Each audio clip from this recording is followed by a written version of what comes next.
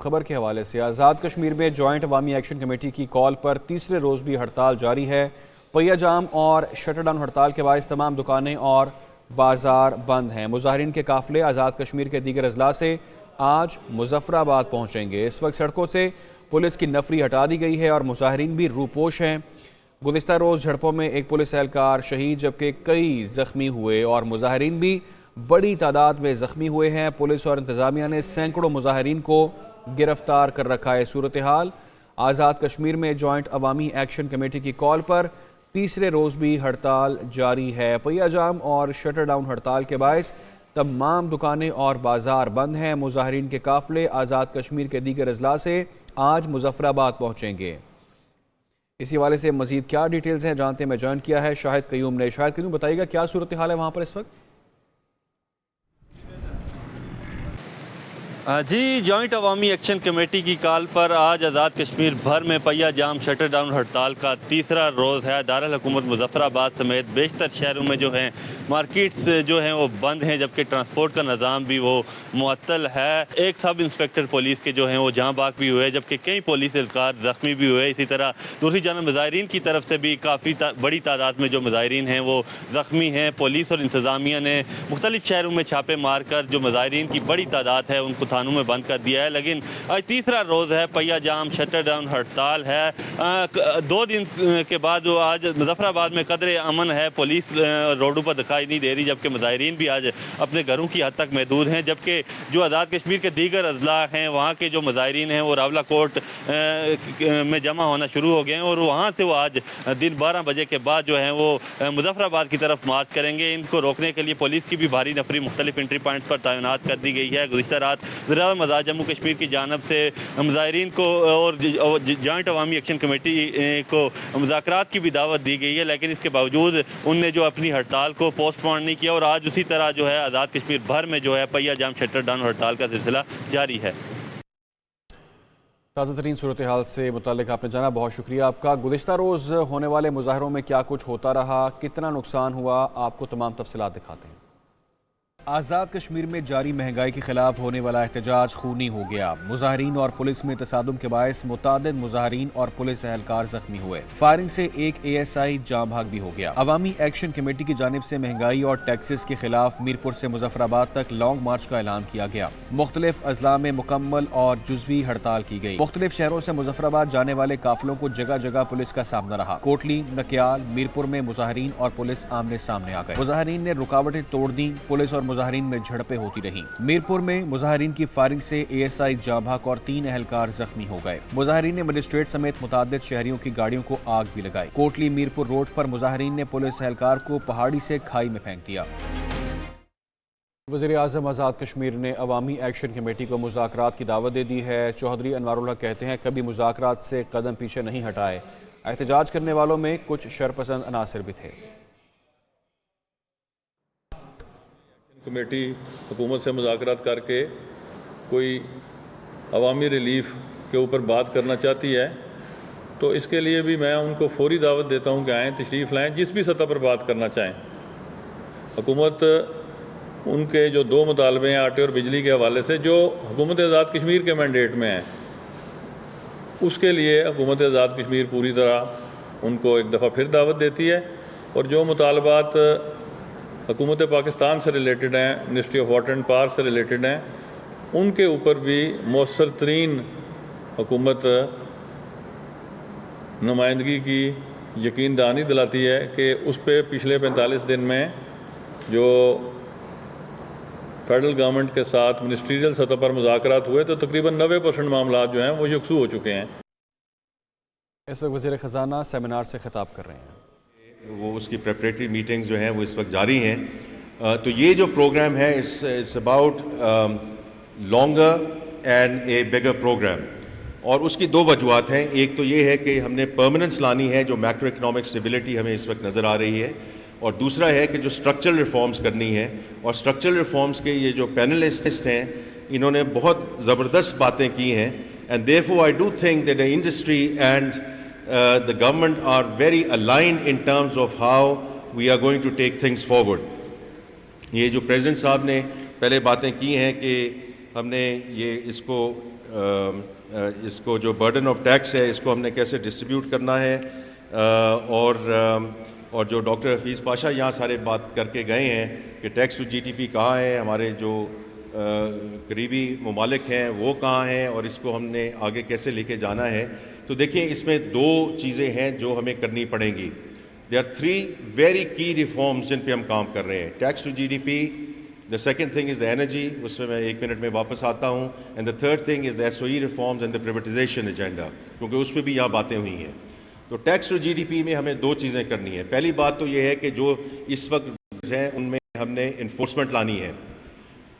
POS की बात हुई, वो आज से 3-3.5 साल पहले ये सिलसिला शुरू हुआ और इस वक्त सिर्फ 9,400 पीओएस इम्प्लीमेंटेड है।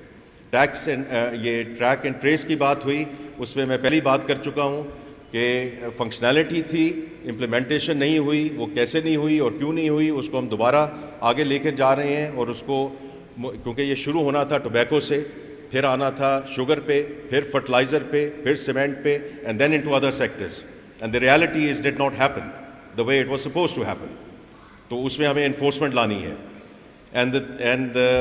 तो ये सारी वो जो लीकेजेस हैं इनको हमने रोकना है, और फिर we have to bring under tax and untax sectors into the picture. और देखें ये कोई अभी बात हो रही थी फेलियर हो गया, नहीं फेलियर हो गया, ये कोई ऑटोमेटिक स्विच नहीं है, but we have to start moving in that direction, क्योंकि अगर हम शुरू नहीं होंगे तो वहाँ पहुँचेंगे नहीं। तो I think that's very important, और इसमें ऑलरेडी मैं बात कर चुका हूँ एंड टू एंड डिजिटलाइजेशन की, कि जितनी ह्यूमन इंटरवेंशन रुकती जाएगी उतनी इसमें बेहतरी आएगी, महसूलात में भी बेहतरी आएगी, ट्रांसपेरेंसी में बेहतरी आएगी, और क्लाइंट एक्सपीरियंस में बेहतरी आएगी। और हमने मैकिन्जी को अपॉइंट कर दी है, उनके साथ कॉन्ट्रैक्ट साइन हो गया है, this been funded by the Gates Foundation, और मंडे से, कल सुबह से इंशाल्लाह they will get mobilize to work with the tax authority to start moving in this end to end digitalization. दूसरी बात हुई जी कम्पेटिटिव एनर्जी की।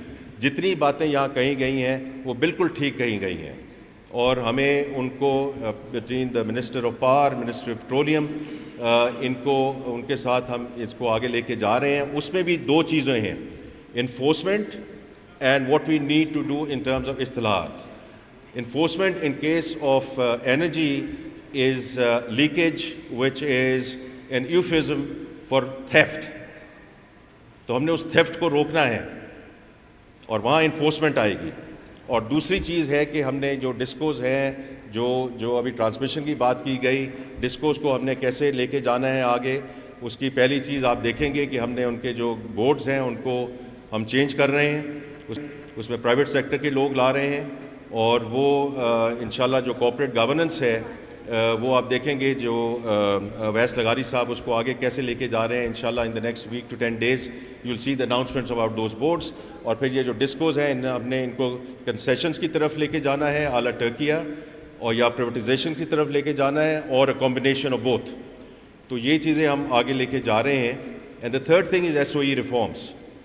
There is no such thing as strategic SOE, और ये मैं चूँकि खुद कैबिनेट कमेटी को चेयर कर रहा हूँ ऑन एसओईज़। फ्राइडे को आपने देखा डार साहब ने जो मीटिंग चेयर की on the cabinet committee on privatisation, we are absolutely on the same wavelength कि there is no such thing as strategic SOE. तो कल ये जो मीटिंग होगी इंशाल्लाह दोपहर में, we will go back to the various ministries and to say कि ये सब कुछ आप प्राइवेट सेक्टर के हवाले करें, और इंशाल्लाह हम इसको इसी तरह आके लेके जाएंगे, और इसमें पब्लिक प्राइवेट पार्टनरशिप भी है वो भी होगी, and we accelerate the privatisation agenda. So I think देखिए मैं इसमें आखिर सिर्फ ये बात कहूँगा कि जो बातें कही गई हैं, we are take all of those proposals on board.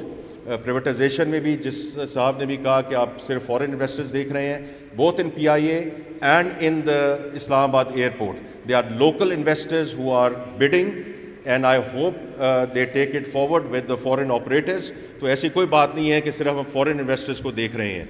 And आपने जो बात कीजिए ख़वातीन की जो पार्टिसिपेशन है, एब्सोल्युटली क्रिटिकल, हमें कहीं और जाने की ज़रूरत नहीं है, बांग्लादेश को देखने की ज़रूरत है।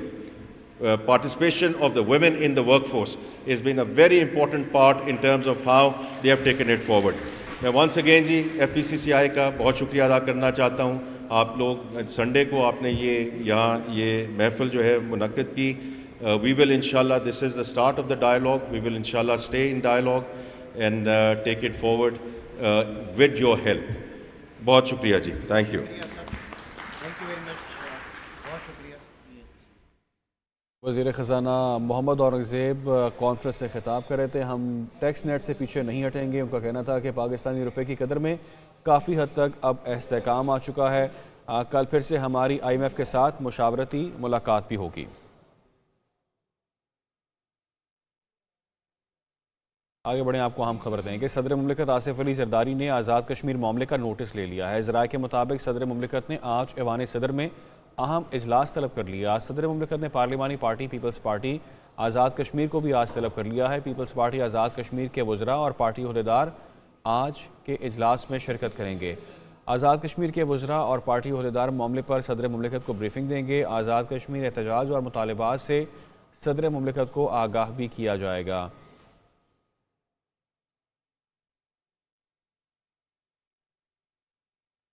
आज़ाद कश्मीर की मौजूदा सियासी सूरत हाल। सदर तहरीक इंसाफ आज़ाद कश्मीर सरदार अब्दुल क़य्यूम नियाज़ी ने पार्लिमानी पार्टी का इजलास तलब कर लिया है।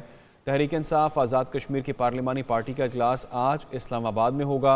ज़राए के मुताबिक तहरीक इंसाफ आज़ाद कश्मीर की पार्लिमानी पार्टी के इजलास में अहम फैसले भी मुतवक्के हैं। पार्लिमानी पार्टी के इजलास में वज़ीर आज़म आज़ाद कश्मीर से इस्तीफ़े का मुतालबा किया जाएगा। यह हम डेवलपमेंट आप तक पहुँचाएँ। आज़ाद कश्मीर की मौजूदा सियासी सूरत हाल। सदर तहरीक इंसाफ आज़ाद कश्मीर ने पार्लिमानी पार्टी का इजलास तलब कर लिया है। IMF की नुमाइंदा का कहना है कि पाकिस्तान से मुज़ाकरात में लचकदार मुआशी तरक्की की बुनियाद रखने पर बात होगी। तफसीलात के मुताबिक IMF की पाकिस्तान में नुमाइंदा एस्तर परेस ने पाकिस्तान से आइंदा प्रोग्राम के लिए होने वाले मुज़ाकरात के हवाले से कहा कि IMF वफ़द नाथन पोर्टन की क़यादत में अगले हफ्ते पाकिस्तानी हुक्काम से मुज़ाकरात करेगा। उन्होंने कहा कि मिशन अगले प्रोग्राम के लिए मुज़ाकरात करेगा। एस्तर परेस ने कहा कि मुज़ाकरात का मकसद बेहतर और मजबूत गवर्नेंस की बुनियाद रखना है। इन मुज़ाकरात में पाकिस्तानियों के फ़ायदे के लिए पायदार और लचकदार मुआशी तरक्की की बुनियाद रखने पर बात होगी। शहर कायद में कमिश्नर कराची की जानिब से मुकर्रर करदा कीमतों पर चपाती और नान फरोख्त नहीं हो रहे। कमिश्नर ने चपाती की कीमत 12 जबकि नान की 10 रुपये मुकर्रर की है, लेकिन नान भाइयों ने कमिश्नर के अहकामात हवा में उड़ा दिए हैं। इस सवाल से मज़ीद तफसीलात बता रहे हैं कराची से नजीब नाइज। जी बिल्कुल, कमिश्नर कराची की जानिब से रोटी और नान के जो है रेट मुकर्रर कर दिए गए हैं। चपाती जो है वो 12 रुपये 100 ग्राम वाली, जबकि नान जो है वो 120 ग्राम वाला 17 रुपये मुकर्रर कर दिया गया है। इस हवाले से क्या अमल दरामद हो पा रहा है या नहीं, एक शहरी हमारे साथ मौजूद है, उनसे जानते हैं। जनाब, क्या सूरत हाल है? सूरत हाल यही है, आपके सामने जो मैंने 20 की रोटी ली है, कोई अमल नहीं है। बहरहाल वो तो ऑर्डर तो निकलते रहते हैं, लेटर जारी करते रहते हैं। चीज़ इतने की उतने की देनी है। अगर सस्ती करेंगे आटा कम कर देंगे, पेड़ा छोटा कर देंगे, बस यही है। मुतालबा है शहरियों का कि फौरी तौर पर कमिश्नर कराची इस हवाले से जो है अहकाम जारी करें और इस पर अमल दरामद कराया जाए, ताकि शहरी इस जो ख़ास तौर पर गंदम की बेहतर फसल हुई है और आटे के रेट भी कम कर दिए गए हैं, उससे मुस्तफ़ीद हो सकें। जी, मुल्तान में गंदम का रेट मजीद कम होने लगा। सड़कों पर बैठे किसान मजीद परेशानी का शिकार हो गए। किसानों का कहना है कि खुले आसमान तले घर से दूर शहर में 3 वक्त का खाना खा रहे हैं और हमारा नुकसान बढ़ता चला जा रहा है। इस सवाल से मजीद तफसीलात जानते हैं माज़िन यूसुफ से। जी, मुल्तान की सूरत हाल की अगर बात करें तो गंदम की अभी तक एक भी बारदाने की बोरी जो है वो किसानों को फराम नहीं की गई।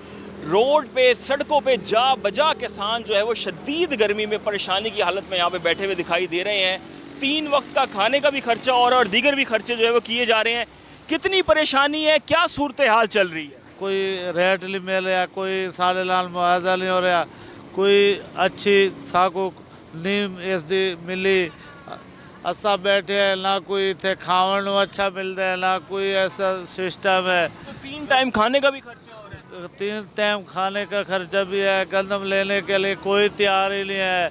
जो आता है कोई 2000 कहता है, कोई 2100 कहता है और चले जाते हैं और लेने के लिए कोई तैयार ही नहीं है। जी, यही तमाम तर सूरत हाल है किसान की। बड़ी मुश्किल से इस वक्त रेट जो 2900 3000 था वो भी गिरता हुआ दिखाई दे रहा है। 2800 2700 रुपये मन में जो है वो गंदम बेची जा रही है और गवर्नमेंट की जो इमदादी जो कीमत थी 3900 रुपये, उस पे गंदम बेचने के लिए किसान तरस रहा है और शदीद परेशानी की तस्वीर बना हुआ है। जी, पंजाब के शहरियों के लिए बड़ी खुशखबरी। वजीर खुराक बिलाल यासीन ने नान रोटी एसोसिएशन को 15 रुपये रोटी की फ़रोख्त पर रजामंद कर लिया।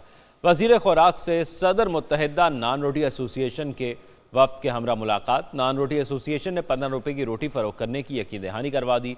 सदर नान रोटी एसोसिएशन ने वजीर खुराक की मौजूदगी में वीडियो पैगाम रिकॉर्ड करवाया और कहा कि आवाम को रिलीफ देने में हुकूमत के शाना बशाना है। सदर नान रोटी एसोसिएशन रोटी 15 रुपये की फ़रोख्त करेंगे।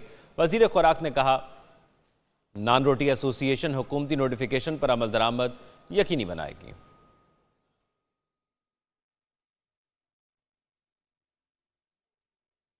अमीर जमात इस्लामी हाफिज नईमुर रहमान ने बलूचिस्तान असम्बली के बाहर जमींदारों के धरने से खिताब करते हुए कहा कि बलूचिस्तान का दारोमदार ज़राअत और लाइव स्टॉक पर है।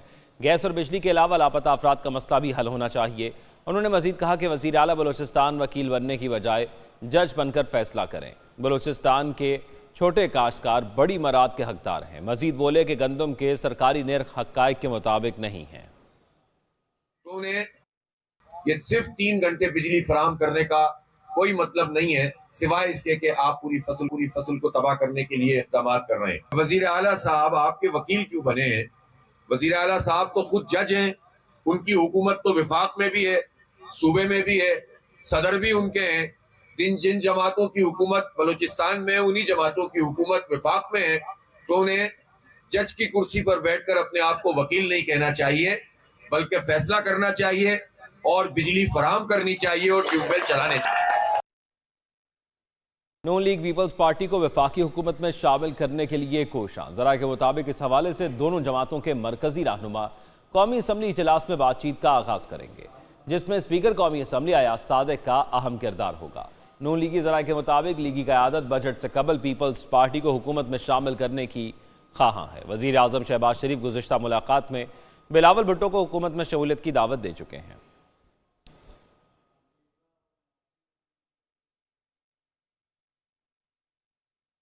वज़ीर आला सिंध मुराद अली शाह की ज़ेर सदारत हैदराबाद डिवीज़न का इजलास। मुराद अली शाह का कहना था कि कारकुनों की तजवीज़ पर तरक्याती मनसूबे शुरू किए जाएंगे। तरक्याती मनसूबे आवाम की अमानत होते हैं।